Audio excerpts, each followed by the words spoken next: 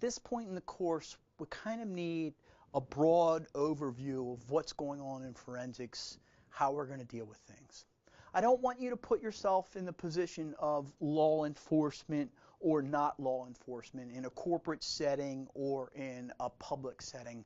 I want you to just kind of say, well, I could probably assume any one of those roles as we go along. So we're going to talk about the definition of computer forensics. We need to make sure that we understand that in a very formal way. I'm going to give you a very formal definition of it.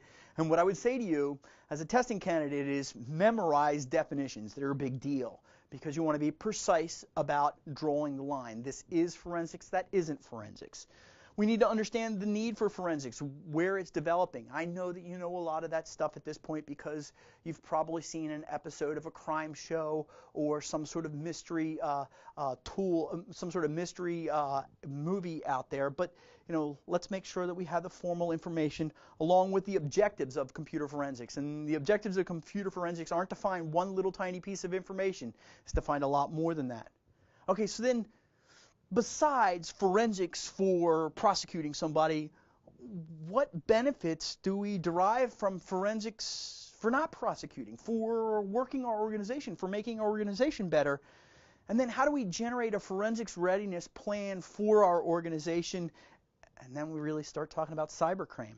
And we're going to talk about the types of crime out there and how we organize the computer, because most of the case law that is surrounding computers is divided among these particular lines. Then we'll talk about the key steps in the investigation, what activities you're going to do, not specifically on the technical details of it, but kind of what's the flow and process. Now, once we lay out that flow and process there, what we'll do is in future chapters we'll break down into, say, we'll just look at search and seizure. But here we'll talk about it in a high-level overview so that you can kind of get the big picture. And then, why do we need a forensics investigator? Why should you do this? Why should this be a part of your job?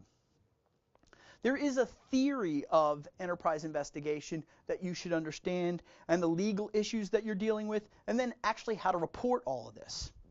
Okay, so now let's back up for a second. Criminal justice fundamentals. Let's think. How the case usually plays out. Take a look here. Law enforcement is notified of a crime. The evidence is gathered. May require a search warrant. Suspect list is developed of the people who could probably be the attacker or the assailant. Then the interviews or interrogations are conducted by law enforcement. We find a suspect, we're going to charge them, and then the case evidence is turned over to the prosecutor. You, as a forensics investigator, are all along the way in this system. And we're going to look at how you interact with this system in just a minute.